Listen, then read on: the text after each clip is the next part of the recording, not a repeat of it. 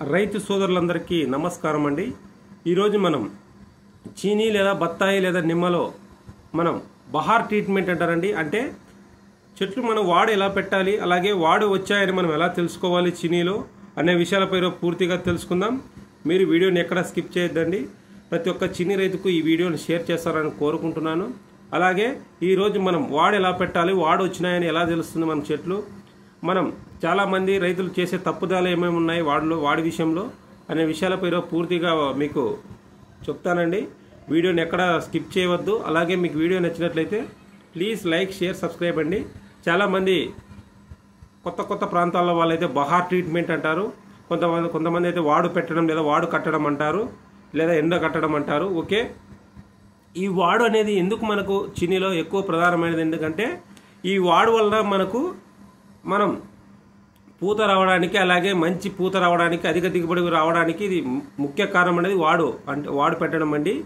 ఈ వాడు పెట్టే విషయంలో చాలా మంది చాలా తప్పిదాలు చేస్తూ ఉన్నారు। చాలా మంది వాడు పెట్టేసి ఇగుర్లు వచ్చేస్తున్నాయండి। చాలా తావల నేను కంప్లైంట్ చూశాను। సార్ మేము వాడు పెట్టాము, వారు సరైన అవగాహన లేకపోవడం వల్ల మనకు వాడు పెట్టే మూమెంట్లో సరిగా తగలకపోవడం, ఒకవేళ వాడు వచ్చినా ఇగుర్లు కొట్టేస్తూ ఉన్నాయండి, పూతలు రాకోకుండా। కావున మనకు ఈ చీనీ లేదా బత్తాయిలో అలాగే ఈ నిమ్మలో మనకు ఇగురులోనే మనకు చెక్కులు పుడతాయండి, అవే మొగ్గలు పుడతాయండి, ముక్కునెత్తుల్లో ఉంటాయి। మనం వాడు పెట్టుకోవాలి, అలాగే ఎప్పుడు మనం వాడు పెట్టుకోవాలి అనేది మనం పూర్తిగా ఈరోజు చెప్తానండి। మీరు వీడియోని ఎక్కడ స్కిప్ చేయవద్దు। అలాగే వీడియో చాలా ఇంట్రెస్ట్గా ఉంటుందండి। ప్రతి ఒక్కరు చీనీ రైతు ఈ వీడియోని షేర్ చేయాలని కోరుకుంటున్నాను। అలాగే మన చీనీ రైతులకు కూడా మీరు వీడియోలు షేర్ చేయాలి। ఓకే, టాపిక్లోకి వెళ్ళిపోదాం। ముఖ్యంగా వాడు కట్టడం లేదా వాడు పెట్టడం అనేది, లేదా కొన్ని ప్రాంతాల్లో బహార్ పద్ధతి అంటారండి। ముఖ్యంగా నిమ్మలో 3 సీజన్లో మన పూతలు వస్తాయండి, కానీ మన చీనీ బత్తాయిలో మనకు 2 సీజన్లు అంటారండి। ఒకటి గైరంగం, 2 సీజన్ కాపు। గైరంగం అనేది మనకు ఎప్పుడైనా సరే, గైరంగం అనేది అక్టోబర్, నవంబర్ మాసాల్లో పెడతారు, కొంతమంది ఆగస్టులో పెడతారు। ఓకే, ఎప్పుడైనా పెట్టుకోండి। మనం ఎప్పుడైనా సరే మనం అక్టోబర్, నవంబర్లో పెట్టాలనుకుంటే, ఆ అక్టోబర్, నవంబర్లో పెట్టుకోవాలనుకుంటే 2 నెలల ముందే, మనకు 2 నెలల ముందే మనం వాడు పెట్టాల్సిన అవసరం ఉంటుందండి। అంటే కంప్లీట్గా మనం నీళ్లు పోకోకుండా, అలాగే డ్రిప్పర్లు నీళ్లు కారుకోకుండా చూసుకోవాలా। అలాగే మనకు ఎక్కడైనా నీరు లీకేజ్ అవుతున్నాయా, లేకపోతే మోటార్ల దగ్గర నీళ్ళు ఏమైనా పోరుతున్నాయా అనేది చూసుకోవాలా। అలాగే మనకు తోటను కూడా బాగా శుభ్రంగా పెట్టుకోవాలి। అలాగే మన డ్రిప్పర్లు అక్కడక్కడ నీళ్ళు ఏడని లీక్ అవుతుందనేది చూసుకోవాలా। పూర్తిగా చెట్లు నీళ్లు మన రెస్టింగ్ పీరియడ్లో పెట్టేయాలండి। మనకు చెట్టు ఎలా వెళ్ళిపోతుంది, వాడు వచ్చిందని మనకి ఎలా తెలుస్తుంది అంటే, మీరు ముఖ్యంగా మనం చెట్టు చూస్తేనే మనకు పసుపు కలర్లో కనపడుతుందండి, అంటే డల్గా కనపడుతుంది। అలాగే చెట్టు వాడు ముఖం కనపడినట్లు కనపడుతుంది। అలాగే ఆకులు కూడా పసుపు రంగులోకి మారిపోతాయి। అలాగే మనం ఆకుని ఇట్లా వంచితే, తదిమితే ఆకును మనం ఇలా మధ్యలోకి తుంచితే పటక్కని అది ఊసూస 2 భాగాలుగా అయిపోతుందండి। మనం అల్లాడితే పెల మన శబ్దం కూడా వినపడుతుంది మనకు। దాన్ని బట్టి మనకు మొక్క అనేది మనకు వాడొచ్చిందని తెలుసుకోవచ్చు। అలాగే మొక్క పూర్తిగా వాడొచ్చిందని మనం ఎలా తెలుసుకోవచ్చు అంటే, మొక్క అనేది బాగా చాలా డల్గా పసుపు రంగులో కనపడుతుందండి। మనం దూరం నుండి చూస్తే ఆడిపోయి మనం ఇట్లా ఎదిలిస్తే మనకు పెల మన శబ్దం వినపడుతుంది। ఆకులు కూడా ఇట్లా ఆకుని ఇట్లా మధ్యలోకి ఉంచితే ఆకు అనేది చునిగిపోతుంది, 2 భాగాలుగా అయిపోతుంది। ఓకే సార్, మనము ఎప్పుడైనా సరే అక్టోబర్ కానీ, నవంబర్ కానీ పూత పెట్టే టైంలో మనము 2 నెలలు ముందే, అంటే ఆగస్టు, సెప్టెంబర్లో మనం నీళ్లు పూర్తిగా ఆపేయాలండి। ఇలా పూర్తిగా ఆపేయాలి అంటే మనకు డ్రిప్పర్లో నీళ్ళు కారకూడదు, అలాగే అసలు నీరు కంప్లీట్గా పెట్టకూడదండి। ఇలా వాడు కట్టేసిన తర్వాత మన ఆకులు కూడా రాలిపోతాయి। ఆకులు రాలిపోతే ఇంకా మేలు మనకు, దీన్నే మనం బహార్ అని అంటారు। ఇలా ఆకులు రాలిపోతే ఇంకా చాలా మేలండి వాడు వస్తే, ఎందుకంటే మనకు ఆకుల్లో ఉండే పోషకాలన్నీ కొమ్మల్లోకి వెళ్ళిపోతాయి, ఆకులన్నీ రాలిపోతాయి। ఓకే సార్, మరి ఎప్పుడు నీళ్ళు ఏమంటారు అంటే, మనం ఎప్పుడైనా సరే ఈ చెట్లు వాడు వచ్చిందని మనకు తెలుస్తుందండి। అప్పుడే నేను చెప్పాను కొన్ని గుర్తులు ఏంటంటే, మనకు ఆకులన్నీ మనకు పసుపు రంగులోకి మారిపోతాయి, చాలా డల్ అయిపోతుంది మొక్క। అలాగే మనం ఆకులు తిదిలిస్తే పెలపెలమని శబ్దం వినపడుతుంది। అలాగే ఆకుని ఇట్లా మనం ఇలా అదిమితే మధ్యలోకి తునిగిపోతుందండి।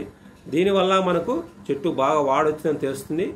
ఎప్పుడైనా సరే ఇంకా మనం నీళ్లు వేయాలనుకున్నప్పుడు మొదటి తడి అనేది మనము జాగ్రత్తగా వేయాలండి। మొదటి తడి మనకు లైట్గా మనం తగిలినట్లుగా మనం అలా ఇస్తే మొక్క ఏమవుతుందంటే మొక్క ఒత్తిడికి గురవుతుందండి. ఎప్పుడైతే మనం ఈ 2 నెలలు మనం నీళ్ళు పెట్టుకోకుండా మొదటి తడి రొంత లైట్గా ఇచ్చినట్లయితే మొక్క అనేది ఒత్తిడికి గురై మనకు ఇగురులో మనకు చెక్కులు పుడతాయి కదండి, ఇగురులోనే మనం పూత కక్కడానికి పూత రావడానికి ఆస్కారంగా ఉంటుంది. ఓకే సార్, మొదటి తడి ఇచ్చినాము, తర్వాత రెండో తడి అంటే మనకు మొదటి తడి ఇచ్చిన తర్వాత మనకు పూత అనేది మనకు ప్రారంభమవుతుందండి. మనం మొదటి తడి ఇస్తేనే మనకు చెక్కులు పుడతాయి.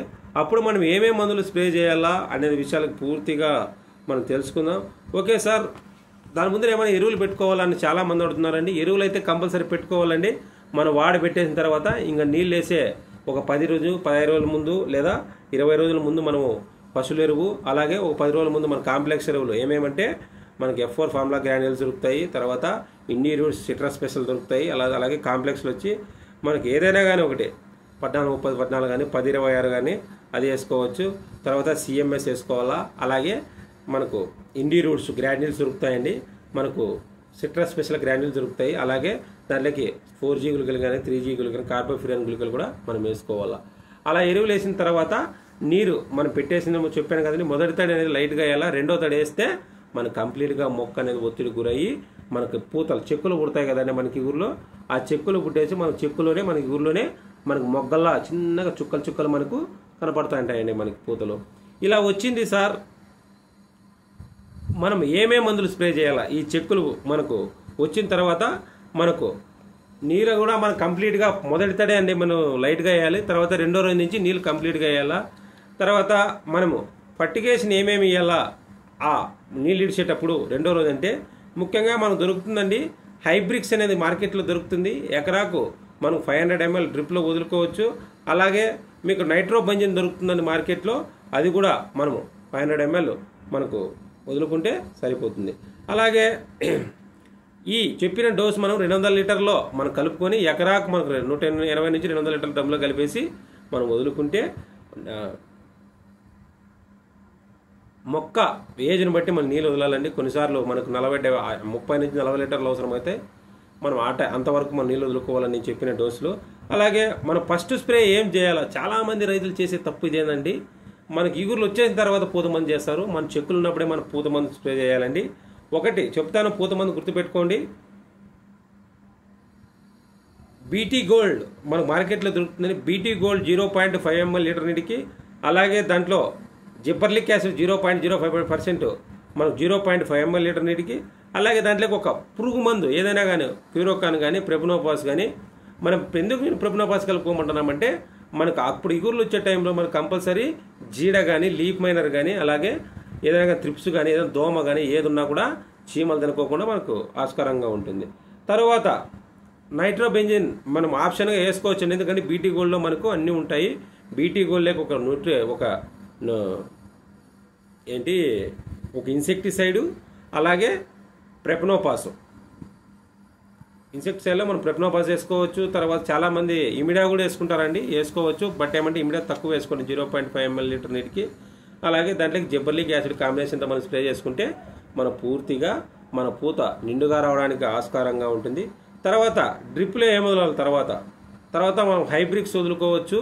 తర్వాత న్యూట్రిక్స్ పవర్ అని ఉంటుందండి, ఫార్ములా 4, అది కూడా వదులుకోవచ్చు.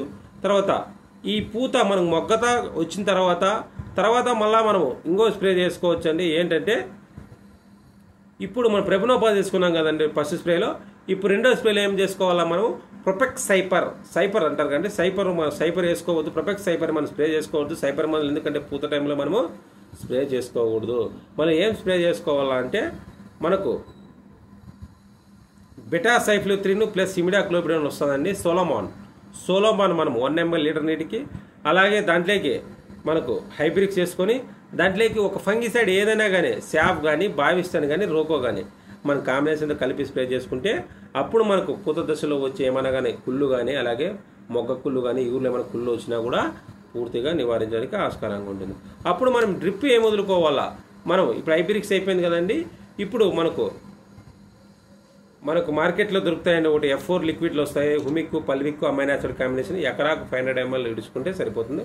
అప్పుడు మనకు మొక్క బాగా పూర్తిగా ఇచ్చుకునేస్తుంది. ఇప్పుడు నేను చెప్పిన దాంట్లో మీకు ఏదైనా కానీ డౌట్ వచ్చినా మీరు కంపల్సరీ నాకు కామెంట్లో తెలియజేయండి. వాడు ఎలా పెట్టాలనేది, వాడు ఎలా వచ్చిందని తెలుసుకోవాలని నేను చెప్పాను. ప్రతి ఒక్కరు వీడియోని షేర్ చేస్తారని కోరుకుంటున్నానండి. ఇంతటితో వీడియోని ముగిస్తున్నాను. మీకు ఎటువంటి సందేహాలున్నా మీరు కామెంట్ అడగండి, నేను కంపల్సరీ మీకు రిప్లై ఇస్తాను.